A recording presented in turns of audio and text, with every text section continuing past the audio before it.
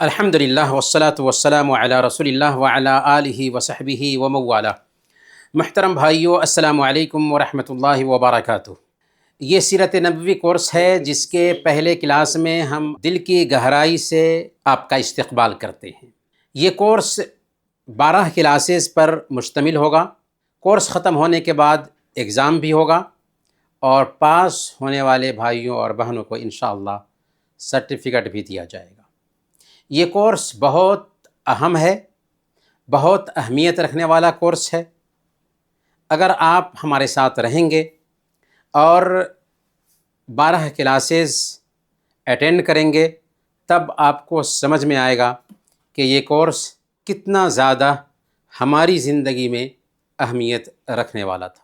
سب سے پہلے آخر اس کورس کی ضرورت کیوں ہے؟ سیرت نبوی کے مطالعہ، اسٹڈی اور اس کو پڑھنے کی ضرورت کیا ہے، اس کی اہمیت کیا ہے؟ یہ کورس کیوں کیا جائے؟ ہر انسان کے ذہن میں جب کہ وہ کوئی کام کرنے جا رہا ہو تو سوال پیدا ہوتا ہے کہ آخر ہم یہ کام کیوں کریں؟ میرے بھائیو، آخر ہم سیرت طیبہ، اللہ کے نبی صلی اللہ علیہ وسلم کی سیرت کا مطالعہ کیوں کریں؟ کیا وجہ ہے کہ ہم اللہ کے نبی صلی اللہ علیہ وسلم کی سیرت کا مطالعہ کریں یا اللہ کے نبی صلی اللہ علیہ وسلم کی سیرت کے بارے میں کورس کریں؟ تو اس حوالے سے سب سے پہلی وجہ یہ ہے کہ اللہ کے نبی صلی اللہ علیہ وسلم کی سیرت کیا ہے؟ قرآن کی تفسیر ہے، قرآن کا ایکسپلین ہے، قرآن کی ویاکھیا ہے۔ اگر ہم قرآن کریم کو سمجھنا چاہتے ہیں تو اللہ کے نبی صلی اللہ علیہ وسلم کی زندگی کو پڑھے بغیر، اللہ کے نبی صلی اللہ علیہ وسلم کی زندگی کا اسٹڈی کیے بغیر قرآن کو نہیں سمجھ سکتے۔ آخر قرآن کیا ہے؟ قرآن ایک تھیوری ہے اور محمد صلی اللہ علیہ وسلم کی جو زندگی ہے اس تھیوری کا پریکٹیکل نمونہ ہے۔ اسی لیے مسند احمد کی روایت ہے، حضرت عائشہ صدیقہ رضی اللہ تعالی عنہا سے جب پوچھا گیا اللہ کے نبی صلی اللہ علیہ وسلم کے اخلاق کے بارے میں کہ آپ کے اخلاق کیسے تھے، آپ کا کیریکٹر کیسا تھا، تو عائشہ رضی اللہ تعالی عنہا نے کیا کہا تھا؟ کہا تھا کان خلقہ القرآن، اللہ کے نبی صلی اللہ علیہ وسلم کا اخلاق قرآن تھا۔ گویا کہ اگر ہم سیرت کا مطالعہ نہیں کریں گے، اللہ کے نبی صلی اللہ علیہ وسلم کی زندگی کو نہیں جانیں گے تو قرآن کو ہم نہیں سمجھ پائیں گے۔ دوسرے نمبر پر محمد صلی اللہ علیہ وسلم سے محبت یہ ایمان کی مانگ ہے، یعنی ایمان کے صحیح ہونے کے لیے نبی پاک صلی اللہ علیہ وسلم سے محبت شرط اولی ہے۔ اگر اللہ کے نبی صلی اللہ علیہ وسلم سے محبت نہیں تو ہمارے پاس ایمان نہیں۔ صحیح بخاری کی روایت میں آتا ہے، حضرت عمر فاروق رضی اللہ تعالی عنہ ایک دن اللہ کے نبی صلی اللہ علیہ وسلم کے ساتھ جا رہے تھے۔ اللہ کے نبی صلی اللہ علیہ وسلم نے ان کا ہاتھ تھام رکھا تھا۔ حضرت عمر فاروق رضی اللہ تعالی عنہ نے اللہ کے نبی صلی اللہ علیہ وسلم سے کہا کہ اے اللہ کے نبی صلی اللہ علیہ وسلم، آپ میری نظر میں دنیا کی ساری چیزوں سے زیادہ محبوب ہیں سوائے میری جان کے۔ اللہ کے نبی صلی اللہ علیہ وسلم نے کہا کہ ابھی بھی تیرا ایمان مکمل نہیں ہوا اے عمر۔ انہوں نے کہا کہ اے اللہ کے نبی صلی اللہ علیہ وسلم، اب آپ میری نظر میں میری جان سے بھی زیادہ محبوب ہیں۔ اللہ کے نبی صلی اللہ علیہ وسلم فرماتے ہیں الآن یا عمر، اب بات بنی ہے اے عمر۔ تو گویا کہ ایمان کو مکمل کرنے کے لیے جب اللہ کے نبی صلی اللہ علیہ وسلم سے محبت ضروری ہے اور محبت کرنے کے لیے ضروری ہو جاتا ہے کہ اللہ کے نبی صلی اللہ علیہ وسلم کے بارے میں جانیں، اللہ کے نبی صلی اللہ علیہ وسلم کی زندگی کا اسٹڈی کریں، اللہ کے نبی صلی اللہ علیہ وسلم کے بارے میں پڑھیں۔ اس ناحیہ سے اللہ کے نبی صلی اللہ علیہ وسلم کی زندگی کے بارے میں پڑھنا بہت ضروری ہے، کیونکہ آپ سے محبت کرنی ہے اور جب پڑھیں گے نہیں تو محبت کیسے ہوگی؟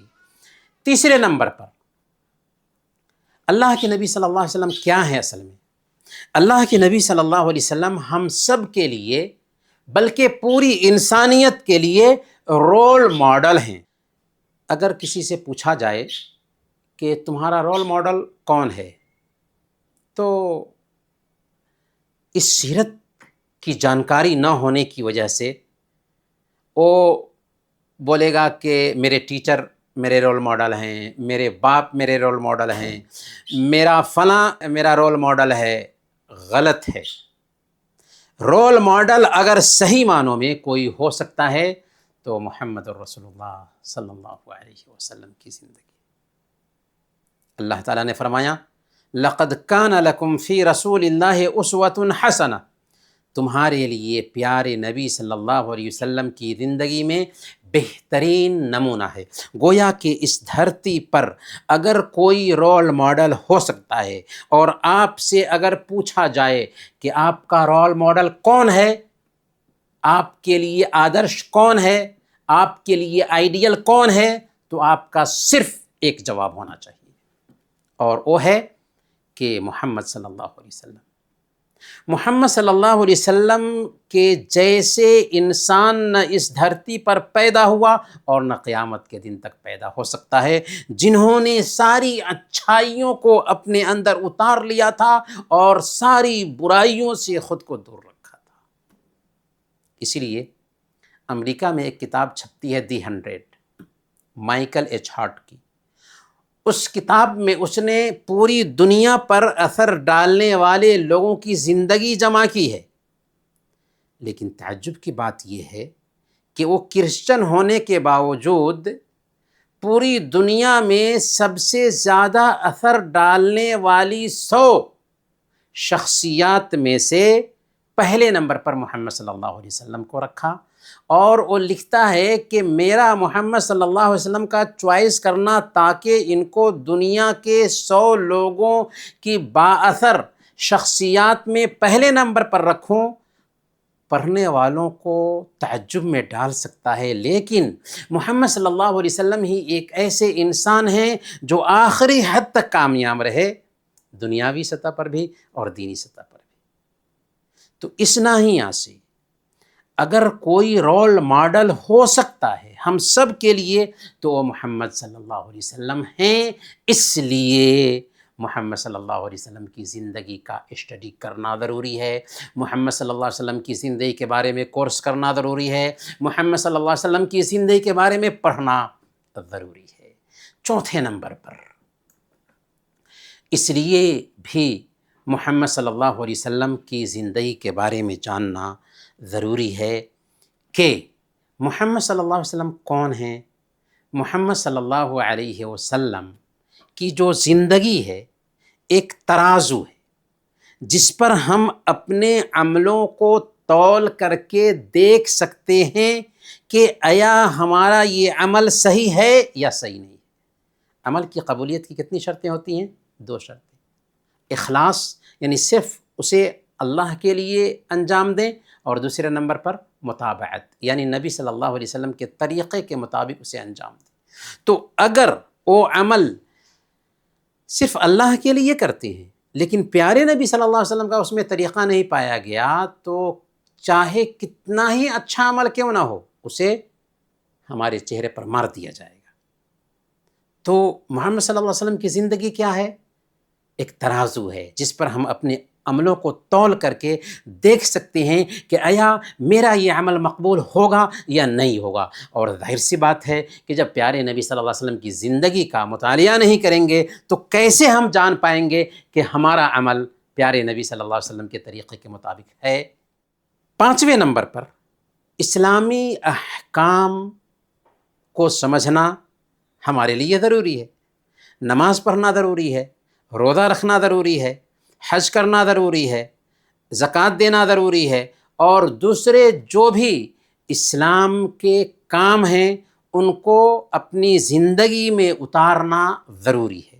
جب ان چیزوں کو اپنی زندگی میں اتارنا ضروری ہے تو قرآن میں تو اشارہ ہے، نبی پاک صلی اللہ علیہ وسلم نے حدیث میں بھی کچھ چیزیں بتائی ہیں، لیکن اللہ کے نبی صلی اللہ علیہ وسلم کی زندگی میں عملی شکل میں وہ چیزیں بڑھتی گئی ہیں جب ہم اللہ کے نبی صلی اللہ علیہ وسلم کی زندگی کا مطالعہ کرتے ہیں تو ہمیں نماز کا طریقہ معلوم ہوتا ہے، روزے کا طریقہ معلوم ہوتا ہے، زکوٰۃ کا طریقہ معلوم ہوتا ہے، حج کا طریقہ معلوم ہوتا ہے، زندگی کی تفصیل معلوم ہوتی ہے، معاملات معلوم ہوتے ہیں، اخلاقی رویے معلوم ہوتے ہیں، ماں باپ کے ساتھ کیسے معاملہ کیا جائے، پڑوسیوں کے ساتھ کیسے معاملہ کیا جائے، رشتہ داروں کے ساتھ کیسے معاملہ کیا جائے، بال بچوں کے ساتھ کیسے معاملہ کیا جائے، مسلمانوں کے ساتھ غیر مسلموں کے ساتھ کیسے معاملہ کیا جائے،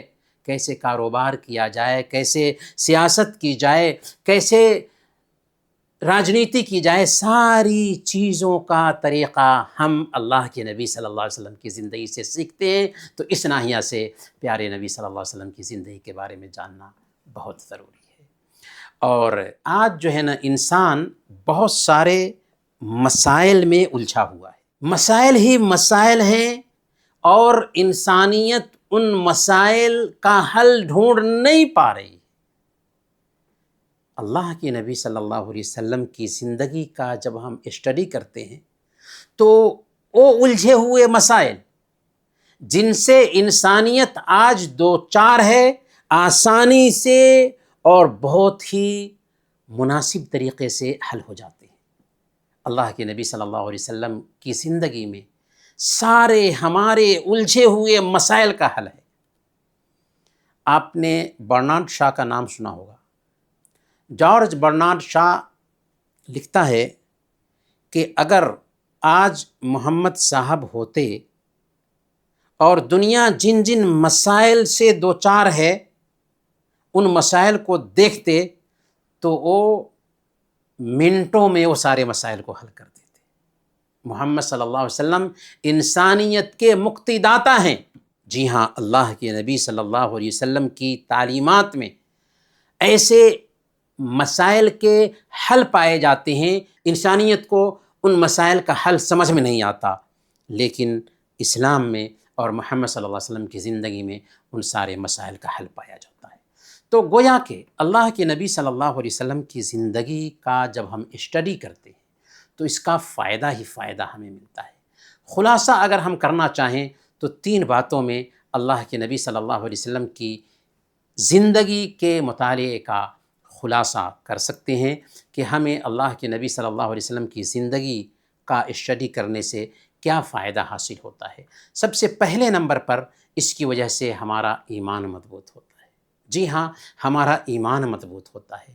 اللہ کے نبی صلی اللہ علیہ وسلم کی زندگی کو پڑھتے ہیں، اللہ کے نبی صلی اللہ علیہ وسلم کی استقامت کو دیکھتے ہیں، اللہ کے نبی صلی اللہ علیہ وسلم کی دین پر ثابت قدمی کو دیکھتے ہیں تو عجیب طریقے سے ہمارا ایمان مضبوط ہوتا ہے۔ اسی طریقے سے اللہ کے نبی صلی اللہ علیہ وسلم کی سیرت کا مطالعہ کرنے کی وجہ سے ہمارے اخلاق اچھے ہوتے ہیں۔ اللہ کے نبی صلی اللہ علیہ وسلم نے کیا کہا کہ ہمیں اچھے اخلاق کو اس کے شیخر تک، اس کی اونچائی تک پہنچانے کے لیے ہی بھیجا گیا ہے۔ گویا کہ جب ہم اللہ کے نبی صلی اللہ علیہ وسلم کی زندگی کا اسٹڈی کریں گے تو ہمارے اخلاق صحیح ہوں گے، بلکہ اللہ کے نبی صلی اللہ علیہ وسلم کی زندگی کامیابی کا راستہ ہے۔ دنیا میں کامیابی کہ سکون کی زندگی ملتی ہے، اور مرنے کے بعد کی کامیابی، آخرت کی زندگی بہتر ہوگی اور دنیا بھی بہتر ہوگی، کیونکہ اللہ کے نبی صلی اللہ علیہ وسلم کے علاوہ کوئی راستہ ہی نہیں ہے جس کو اختیار کر کے ایک انسان کامیاب ہو سکے۔ صحیح مسلم کی روایت ہے، اللہ کے نبی صلی اللہ علیہ وسلم نے بیان فرمایا، والذی نفسی بیدہ لا یسمع بی احد من هذه الامہ یہودی ولا نصرانی ثم یموت ولم یؤمن بالذی ارسلت بہ الا کان من اصحاب النار۔ قسم ہے اس ذات کی جس کے ہاتھ میں میری جان ہے، جو کوئی بھی اس امت کا، چاہے وہ یہودی ہو یا عیسائی ہو، میرے پیغام کے بارے میں سنتا ہے اور مجھ پر ایمان لائے بغیر مر جاتا ہے، وہ جہنم میں جائے گا۔ تو یہ فائدہ ہے اللہ کے نبی صلی اللہ علیہ وسلم کی سیرت کے مطالعہ کا۔ اب آئیے ذرا ہم یہ جانتے ہیں کہ اللہ کے نبی صلی اللہ علیہ وسلم کی سیرت کے بارے میں اگر ہم پڑھنا چاہتے ہیں تو کون کون سی کتابیں ہیں جن کا ہم اسٹڈی کر سکتے ہیں۔ تو ہم بالکل آسان کتابوں کے نام لکھوائیں گے تاکہ آسانی سے ان کتابوں کا اسٹڈی کر کے اللہ کے نبی صلی اللہ علیہ وسلم کی سیرت کا آپ مطالعہ کر سکیں اور اللہ کے نبی صلی اللہ علیہ وسلم کی سیرت کے بارے میں جانکاری حاصل کر سکیں۔ سب سے پہلے سید سلیمان ندوی رحمۃ اللہ علیہ کی کتاب ہے رحمت عالم، بہت ہی مختصر کتاب ہے، بچوں کے لیے یہ کتاب لکھی گئی ہے، تو ہمیں مختصر کتاب کے ذریعہ اللہ کے نبی صلی اللہ علیہ وسلم کی سیرت کا اچھا خاصا نالج ہو سکتا ہے۔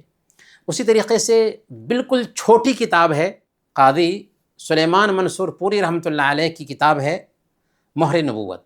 مہر نبوت بالکل پتلی کتاب ہے، بالکل آسان کتاب ہے، اور اس میں قاضی سلیمان منصور پوری رحمۃ اللہ علیہ نے بہت ہی پوائنٹ کی باتیں نقل کی ہیں۔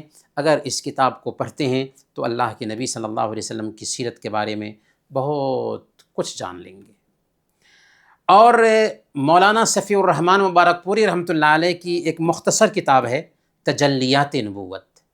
تجلیات نبوت ہندی زبان میں بھی اس کا ترجمہ پایا جاتا ہے، پہلے تو عربی میں لکھا پھر اردو میں ترجمہ کیا، تجلیات نبوت۔ تو یہ کتاب بھی مختصر ہے اور آسانی سے اللہ کے نبی صلی اللہ علیہ وسلم کی سیرت کا اس کے ذریعہ ہم مطالعہ کر سکتے ہیں۔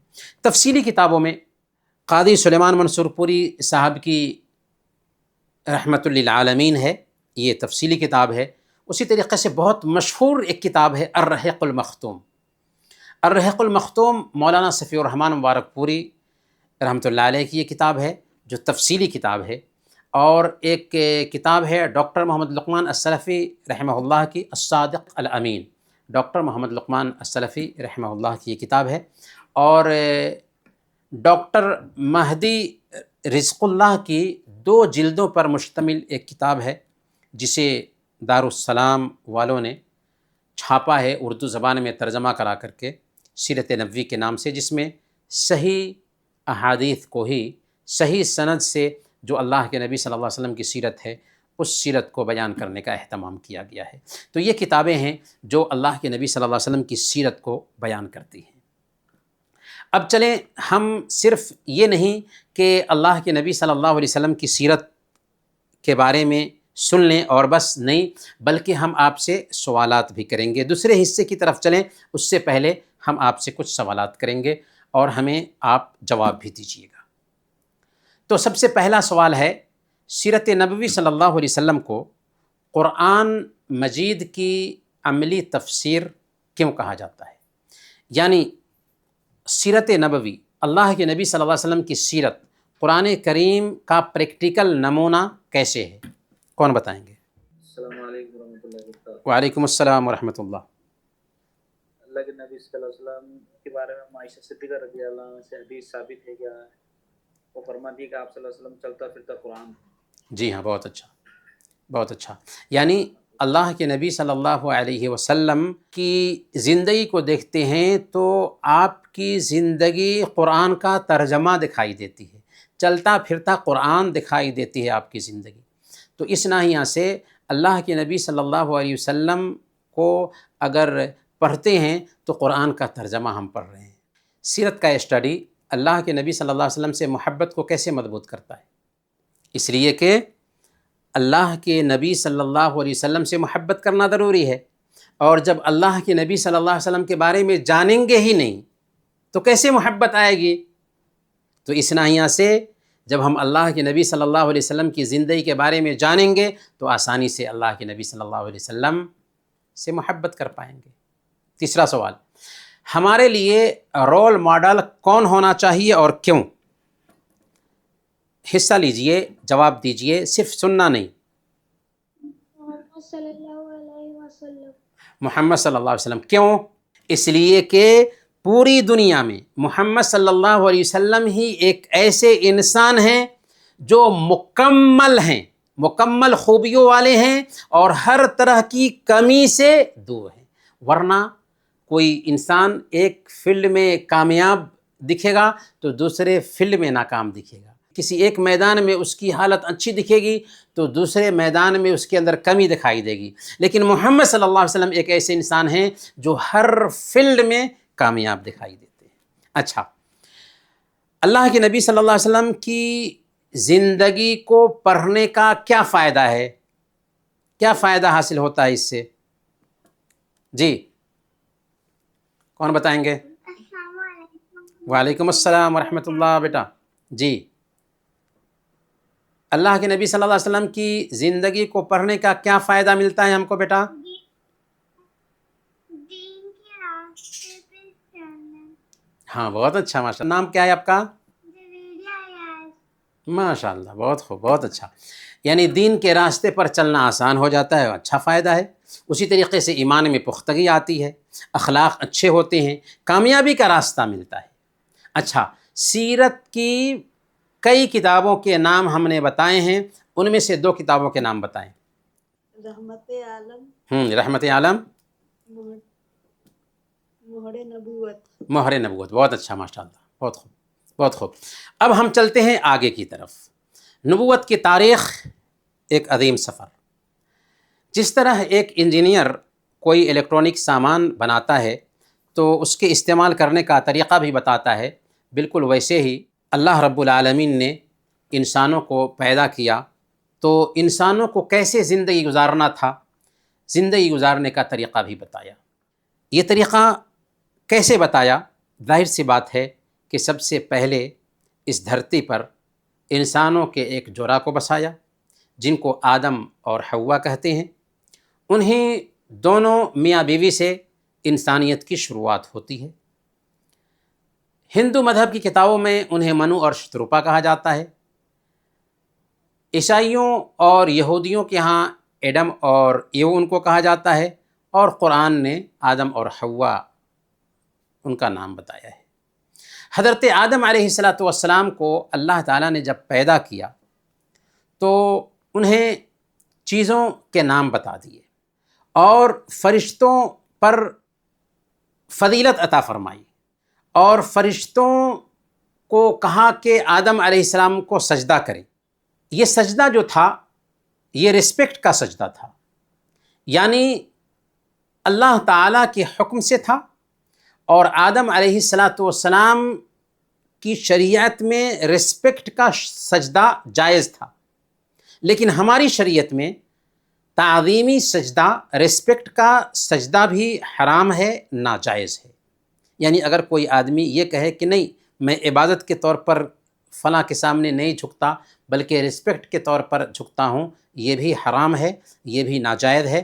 اللہ کے نبی صلی اللہ علیہ وسلم نے بیان فرمایا لو كنت آمر احدا ان يسجد لاحد لامرت المرأة ان تسجد لزوجها، اگر میں کسی کو حکم دیتا کہ کسی دوسرے کو سجدہ کرے تو ایک عورت کو حکم دیتا کہ وہ اپنے شوہر کو سجدہ کرے۔ تو اسلام میں رسپیکٹ کا بھی سجدہ جائز نہیں۔ برکیف سارے فرشتوں نے اللہ کے حکم کو سنتے ہوئے آدم علیہ السلام کو سجدہ کیا، لیکن ابلیس نے سجدہ کرنے سے انکار کیا۔ ابلیس کون تھا؟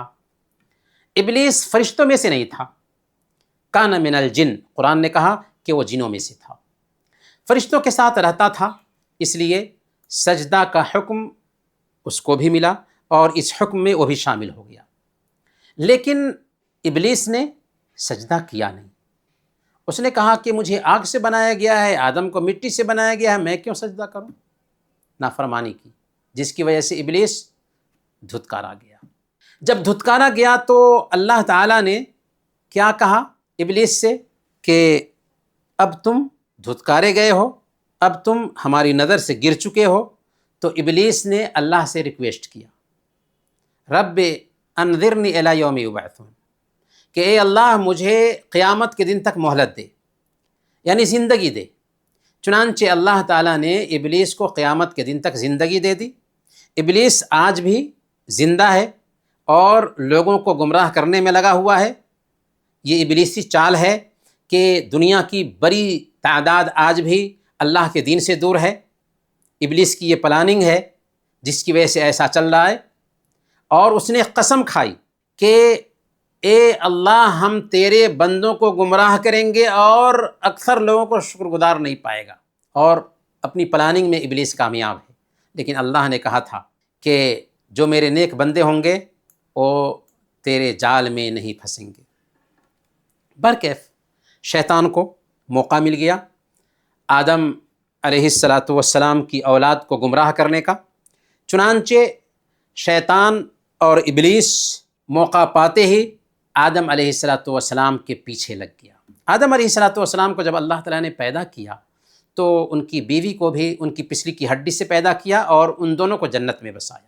ابلیس کو اچھا نہیں لگا کہ آدم اور ان کی بیوی جنت میں رہیں، تو اس نے ایک ترکیب سوچی اور آدم اور حوا کے پاس جا کر کے کہنا شروع کر دیا کہ دیکھو، اللہ نے تمہیں جنت میں بسایا ہے اور ایک درخت کا پھل کھانے سے منع کیا ہے۔ جانتے ہو کیوں؟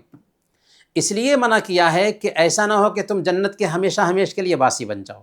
جنت کا یہ پھل کھا لو گے تو جنت کے ہمیشہ ہمیش کے لیے باسی بن جاؤ گے۔ اللہ تم کو رکھنا نہیں چاہتا ہے، اس نعمت میں رہنا ہے تو اس پھل کو کھا لو۔ اور قسم کھایا اس نے کہ انی لکما لمن الناصحین، اللہ کی قسم میں تمہاری خیر خواہی کر رہا ہوں۔ آدم اور حوا ابلیس کے بہکاوے میں آ گئے اور جنت کا پھل کھا لیا، جس کی وجہ سے اللہ کے نافرمان بنے، اور اس کی سزا یہ پائی کہ حضرت آدم اور حضرت حوا دونوں کے دونوں زمین پر اتار دیے گئے۔ کہاں اتارے گئے اس کے بارے میں کوئی اوتھینٹک روایت نہیں ملتی ہے، لیکن بہرحال زمین پر اتار دیے گئے۔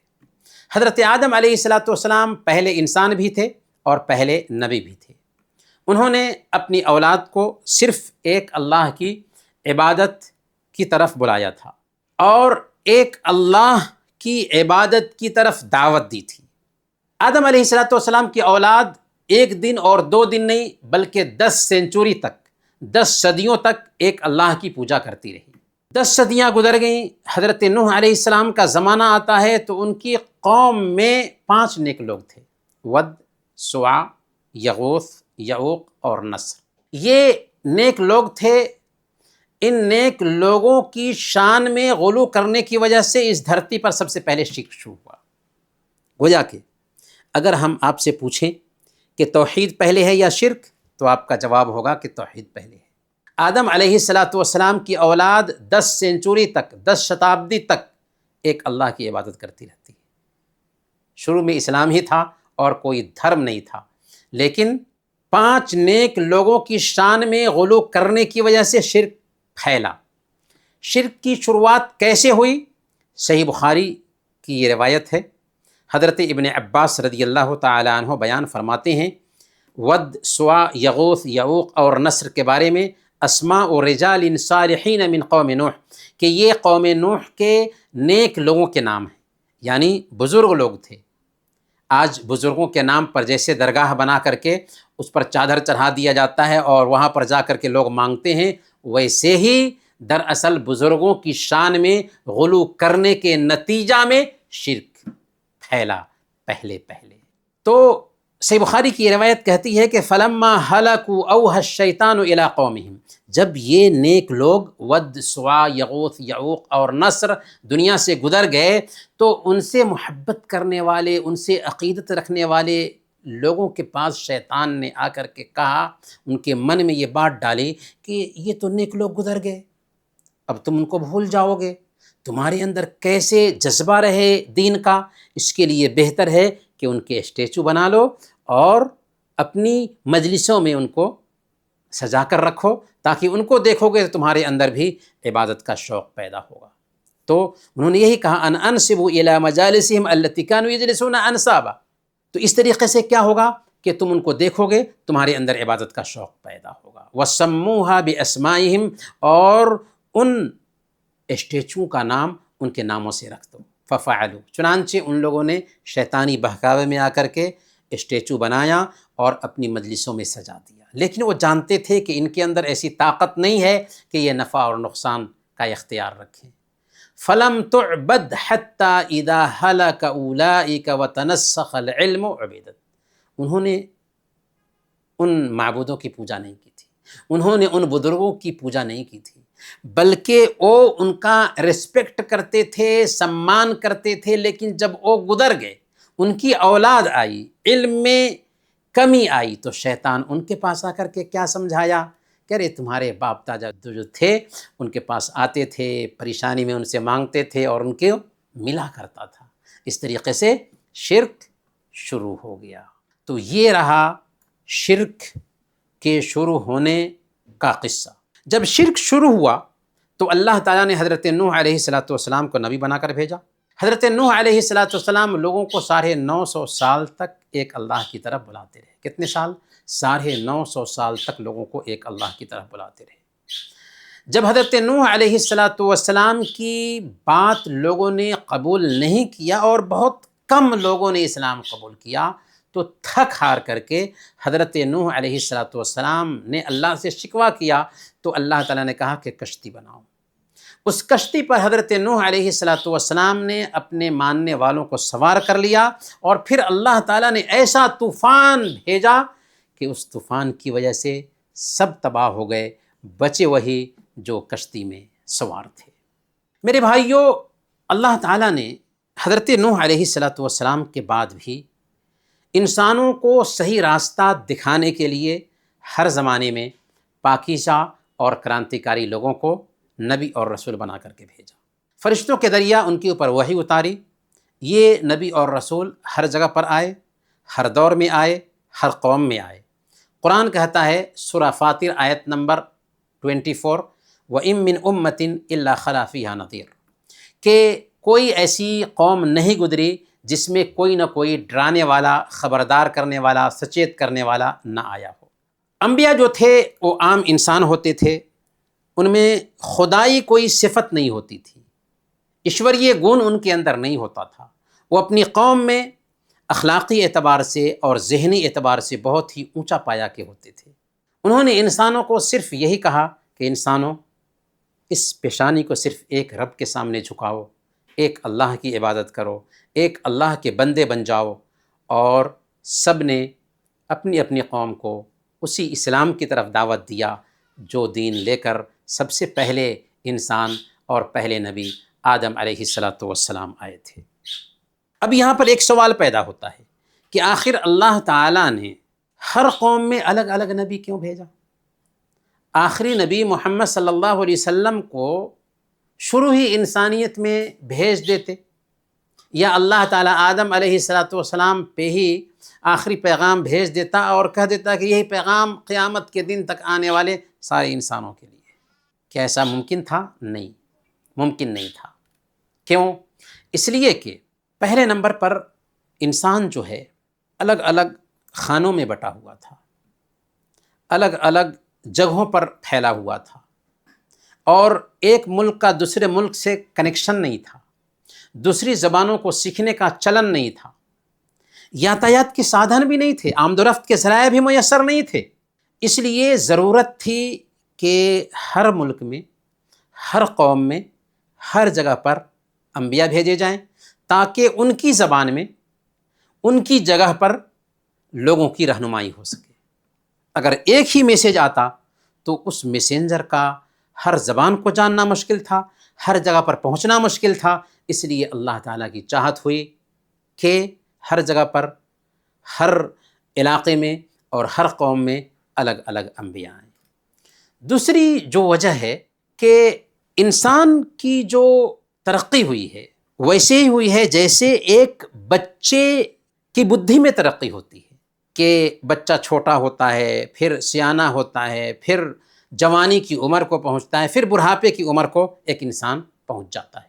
اب اگر کسی بچے کے لیے جو دوا تیار کی گئی ہے، اگر وہ دوا بوڑھے کو دیا جائے، یا دوسرے لفظوں میں یہ سمجھ لیجئے، جو جوان کے لیے دوا تیار کی گئی ہے، اگر وہ دوا بچے کو دی جائے تو بچہ اس کو کیچ نہیں کر سکتا، تو بچے کا ڈوز الگ ہوگا۔ بالکل ویسے ہی جب انسان شروعات میں تھا تو اللہ تعالیٰ نے انسانوں کے ذہن کے حساب سے سسٹم دیا، نیم دیا، قانون دیا، اتنا ہی ڈوز دیا جس کو انسان برداشت کر سکتا تھا۔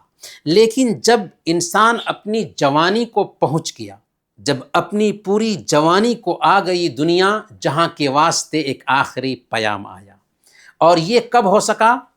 یہ 7ویں شتابدی عیسوی میں۔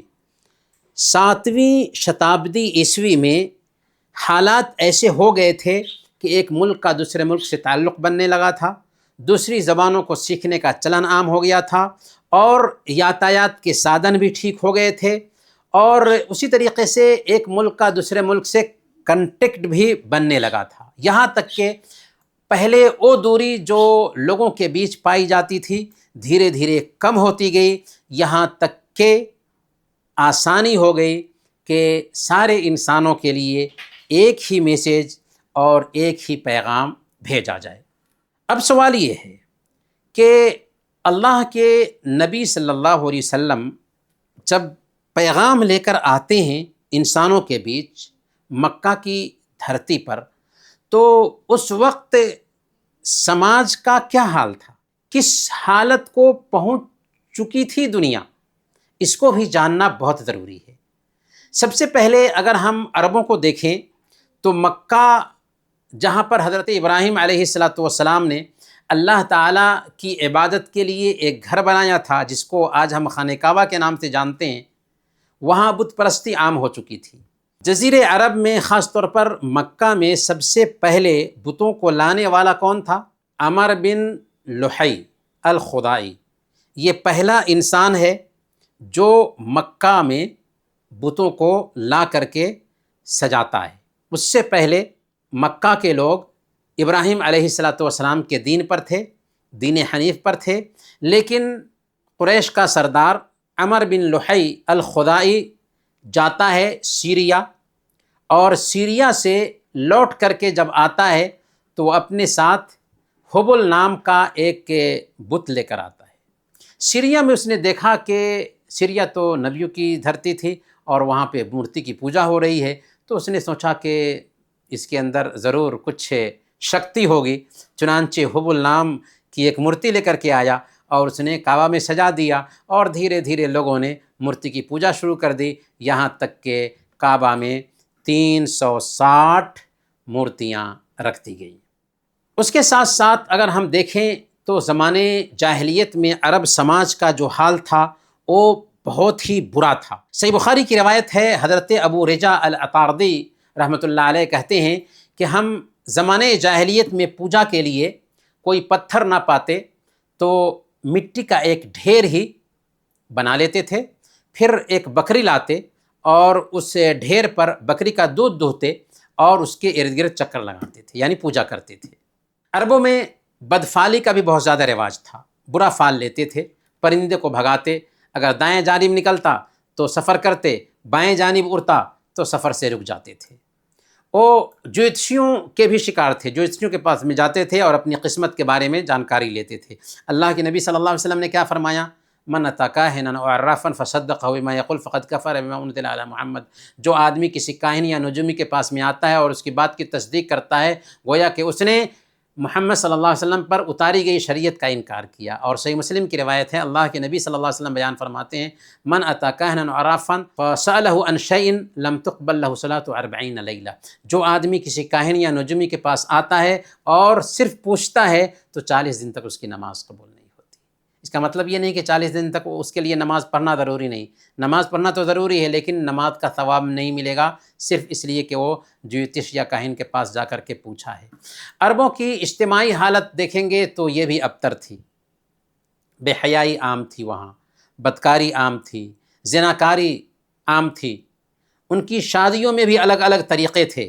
عربوں میں سخت دلی ایسی تھی کہ رسوائی کے ڈر سے اپنی بچیوں کو زندہ دفن کر دیتے تھے، رسوائی کے ڈر سے اپنی بچیوں کو زندہ دفن کر دیتے تھے زمین میں، اور وہ یہ جانتے تھے کہ اپنے بھائی کی مدد کرو، چاہے ظالم ہو چاہے مظلوم ہو، چاہے حق پر ہو چاہے باطل پر ہو، بھائی ہے تو مدد کرو۔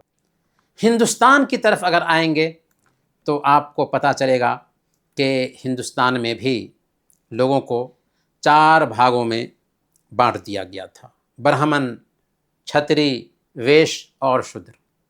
شودروں کو جینے کے حق سے بھی محروم کر دیا گیا تھا۔ خلاصہ یہ کہ پوری دنیا اندھیرے میں بھٹک رہی تھی، پوری دنیا میں دور دور تک روشنی کا وجود نہیں تھا، اور دنیا ایسے مسیحا کا انتظار کر رہی تھی جو انسانیت کو اندھیرے سے نکالے، روشنی کی طرف لے جائے۔ یہودیوں اور عیسائیوں کو انتظار تھا اس نبی کا جن کی صفتیں وہ اپنی کتابوں میں لکھا ہوا پاتے تھے۔ ایران والے زرتشت کی رہنمائی کے مطابق ایک مصلح ایک ریفارمر کی تلاش میں تھے۔ ہندو دھرم کے ماننے والے ویدوں میں نراشنس کے نام سے 31 جگہوں پر آخری اوتار کی وہ صفتیں پاتے تھے، اور کلکی اوتار کے نام سے آخری اوتار کا وہ انتظار کر رہے تھے، آج تک انتظار کر رہے ہیں، حالانکہ وہ آ چکے ہیں اور وہی محمد صلی اللہ علیہ وسلم۔ بدھ دھرم کے ماننے والوں کو بھی ایک آخری بدھ کا انتظار تھا جس کا نام میتریہ ہوگا۔ برکیف آئیے اب ہم کچھ سوالات کرتے ہیں تاکہ جو کچھ بھی ہم نے جانا ہے اسے ازبر کیا جا سکے۔ سب سے پہلے فرشتوں نے حضرت آدم علیہ السلام کو سجدہ کیوں کیا جبکہ سجدہ صرف اللہ کے لیے ہی ہو سکتا ہے؟ جواب دیجیے۔ کیونکہ اللہ نے حکم دیا تھا۔ جی، اللہ نے حکم دیا تھا، یہ اللہ کے حکم کو فالو کرتے ہوئے تھا، اور اس شریعت میں سجدہ تعظیمی جائز تھا۔ یہ سجدہ تھا عبادت کا نہیں بلکہ سجدہ تعظیمی اور اللہ کے حکم کے مطابق تھا۔ بہت اچھا، ابلیس نے حضرت آدم علیہ السلام کو سجدہ کرنے سے انکار کیوں کیا اور اس کا انجام کیا ہوا؟ جلدی جلدی۔ جی، ابلیس نے گھمنڈ کیا، ہاں جی بالکل، ابلیس نے گھمنڈ کیا اور کہا کہ مجھے آگ سے پیدا کیا گیا ہے، آدم کو مٹی سے پیدا کیا گیا، آخر میں کیوں آدم کے سامنے جھکوں؟ جس کی وجہ سے اللہ تعالیٰ نے اس کو دھتکار دیا اور قیامت کے دن تک دھتکارا ہوا اور جہنمی ہے۔ سب سے پہلے شرک کیسے شروع ہوا؟ کہانی ٹھیک ہے، 5 نیک لوگ تھے، وڈ، سعاد، یغوس، یعوس اور نصر۔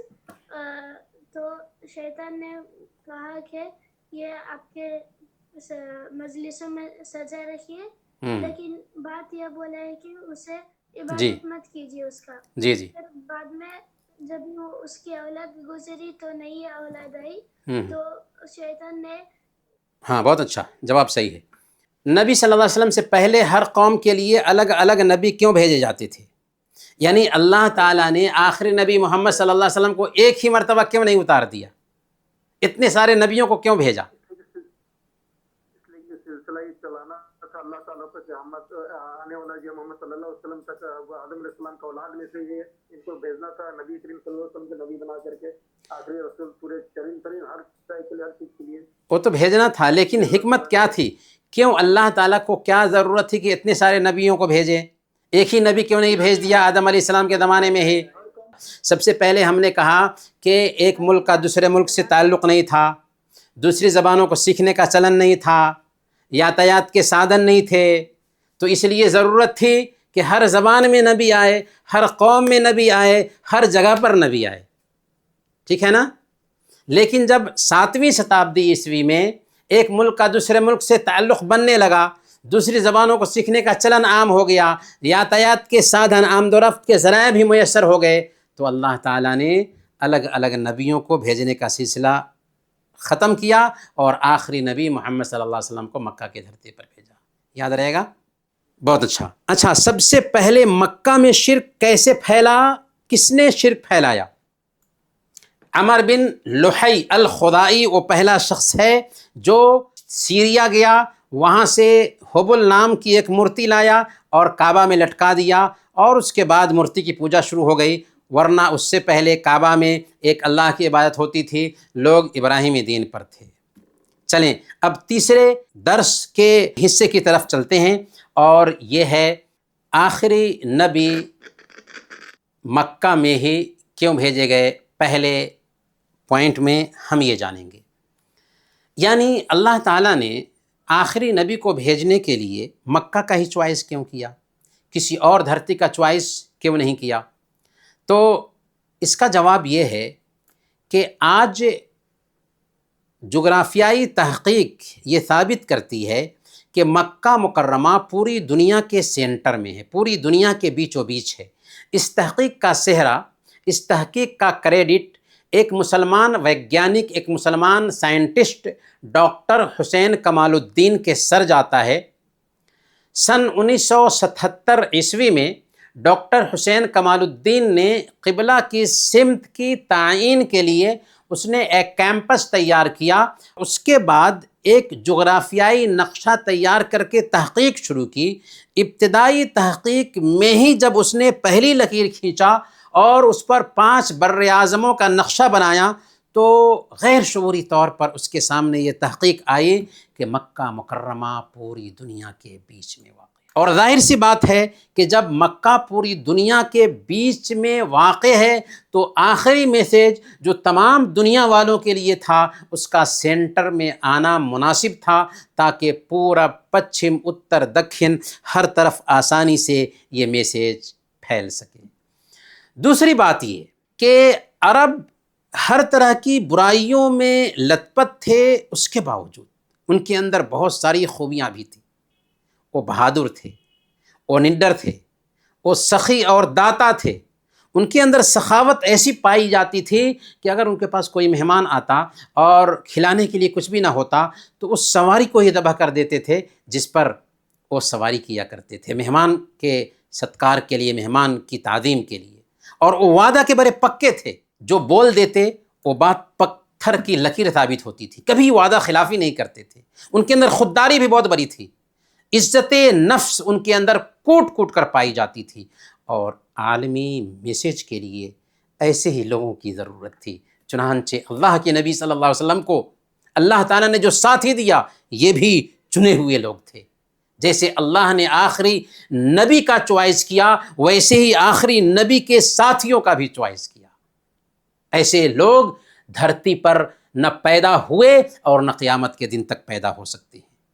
تیسری خوبی اس دھرتی کی یہ تھی کہ اس ملک میں کوئی حکومت نہیں تھی جو دعوت کے راستے میں رکاوٹ بنتی۔ پورے عرب میں مکہ ایک ایسا شہر تھا کہ وہاں پر الگ الگ قبیلوں کی سرداری تھی، وہاں پر قبیلے حکومت کرتے تھے، قبیلوں کی سرداری ہوا کرتی تھی، کوئی خاص بادشاہت نہیں تھی۔ ورنہ ہم دیکھتے ہیں انبیاء کی تاریخ میں کہ بادشاہوں نے کتنے نبیوں کو قتل کر دیا۔ اللہ تعالیٰ کی چاہت ہوئی کہ آخری میسیج جہاں پر ہو وہاں پر سرداری پائی جائے، اور اللہ کے نبی صلی اللہ علیہ وسلم سردار کے گھرانے میں پیدا ہوتے ہیں۔ یہ بہت بڑی چیز تھی کہ اللہ کے نبی صلی اللہ علیہ وسلم اونچے خاندان میں جنم لیتے ہیں۔ اور پھر ایک عجیب خوبی یہ بھی تھی، محمد صلی اللہ علیہ وسلم کے اچھا خاندان میں پیدا ہونے کے ساتھ ساتھ ایک عجیب خوبی یہ تھی کہ اللہ کے نبی صلی اللہ علیہ وسلم کی جو زبان تھی وہ عربی زبان تھی۔ عربوں کی جو زبان تھی وہ عربی زبان تھی، اور عربی زبان میں ایسی شیرینی ہے، ایسی مٹھاس ہے کہ کم لفظوں میں زیادہ سے زیادہ میسیج کو سمیٹا جا سکتا ہے۔ اور آخری کتاب کے لیے جو کتاب خود پوری دنیا کے لیے زندہ معجزہ بننے والی تھی، قرآن کریم زندہ معجزہ ہے، اس کے لیے اسی عربی زبان کی ضرورت تھی۔ تو اس ناحیہ سے ضرورت تھی کہ اللہ کے نبی صلی اللہ علیہ وسلم مکہ ہی میں آئے۔ اب ہم محمد صلی اللہ علیہ وسلم کے خاندان پہ ایک نظر ڈالتے ہیں۔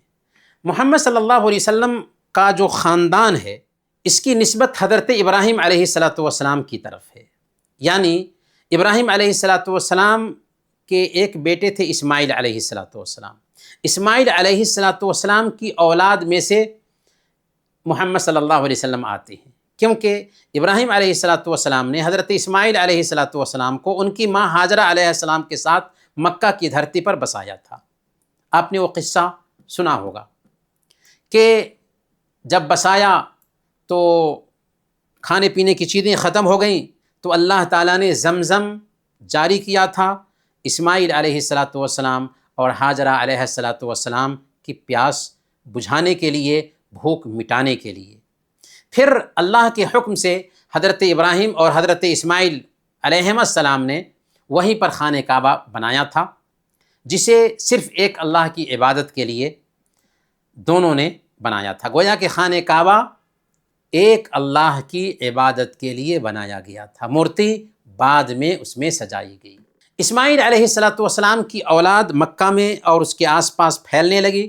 انہیں کی اولاد میں سے قریش خاندان بھی نکلا. قریش کا پہلا سردار قصی بن کلاب تھا. کیا نام تھا اس کا؟ قصی بن کلاب. قصی بن کلاب، اس کے پاس 3 بیٹے تھے. ان میں سے ایک کا نام تھا عبد مناف. عبد مناف کے پاس 6 بیٹے تھے، جن میں سے ایک کا نام تھا ہاشم. ہاشم کون تھے؟ اللہ کے نبی صلی اللہ علیہ وسلم کے پردادا تھے. ہاشم کے بیٹے ہی کا نام عبد المطلب تھا. اور عبد المطلب کون تھے؟ اللہ کے نبی صلی اللہ علیہ وسلم کے دادا تھے، اور جو قریش کے سردار بھی تھے. گویا کہ اللہ کے نبی صلی اللہ علیہ وسلم سردار گھرانے میں پیدا ہوتے ہیں. اس کے بعد 2 اہم واقعات ہیں. ان واقعات کو ہم جانیں گے، لیکن آج نہیں، اگلے ہفتہ. اس سے پہلے ہم آپ سے سوالات کرتے ہیں اور پھر اس درس کو ختم کریں گے. اللہ تعالیٰ نے آخری نبی محمد صلی اللہ علیہ وسلم کو عرب کی دھرتی پر ہی کیوں بھیجا؟ جی، محمد صلی اللہ علیہ وسلم عرب کی دھرتی پر ہی کیوں آئے؟ مکہ میں ہی کیوں آئے؟ کسی اور دوسری جگہ پر کیوں نہیں آئے؟ یہاں تک کہ میں سمجھتا ہوں کہ قرآن کو اتارنا تھا. 4 وجہیں ہم نے بتائی ہیں، ان کو یاد رکھیے. پہلے نمبر پر اس لیے کہ مکہ مکرمہ پوری دنیا کا سینٹر ہے، اور ڈاکٹر حسین کمال الدین جیسے سائنٹسٹ نے یہ تحقیق کر کے ثابت کیا کہ مکہ پوری دنیا کے سینٹر میں واقع ہے، اور جب میسیج ساری دنیا کے لیے تھا تو ساری دنیا کے سینٹر میں آنا ضروری تھا.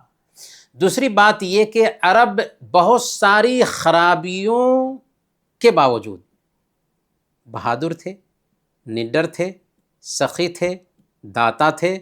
ان کے اندر بڑی سخاوت پائی جاتی تھی، وعدہ کے پکے تھے، جو بول دیتے وہ بات پتھر کی لکیر ثابت ہوتی، اور بہت خوددار تھے. اور آخری میسیج کے لیے ایسے ہی لوگوں کی ضرورت تھی، جگہ کے اعتبار سے اور پھر فرد کے اعتبار سے بھی مکہ ہی مناسب تھا کہ یہاں پر آخری میسیج آئے.